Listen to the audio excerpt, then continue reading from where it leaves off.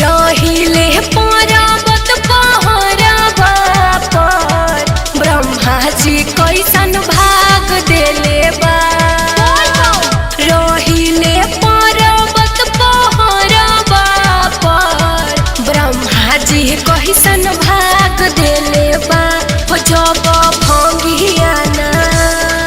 जब भंगिया ना पीस के पियोइनी चिहलम से देहिया दाग देले बा। जब भंगिया ना पीस के पियोइनी चिहलम से देहिया दाग देले बा।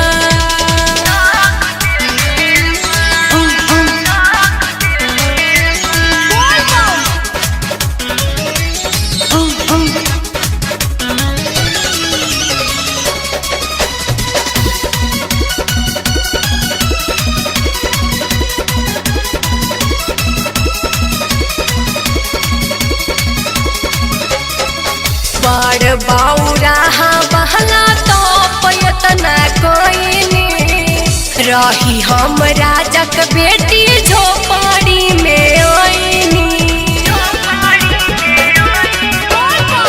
बड़ बौरा बहला तो पयतना कोइनी रही हम राजक बेटी झोपड़ी में आईनी। दिन भर में कई गोधा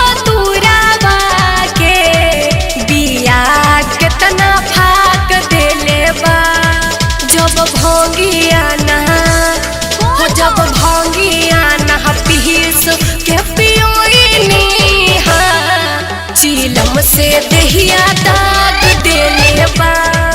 जब भंगिया ना पीस के पियोइनी चिलम से देहिया दाग देले बा।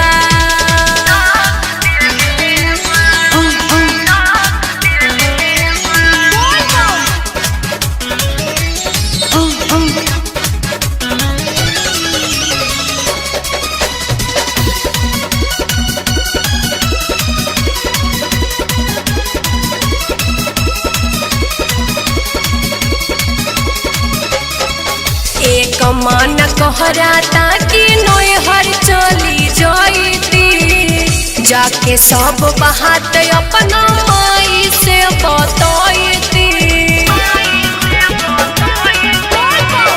एक मन कहराता कि नैहर चली जाइती जाके सब बात अपना माई से बतैती। कैसन से शादी मोर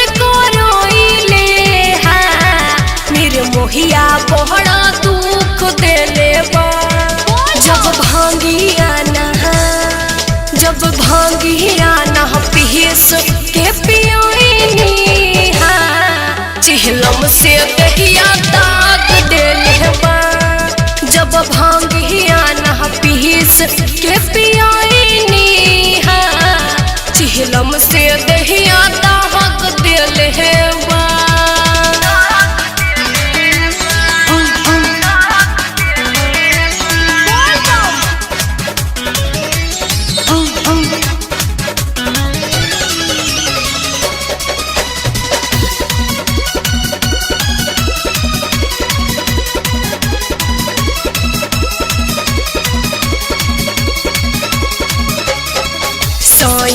गंजेरिया से पानी परेशान हो भांग ना खियाए लागे ले ली जान हो।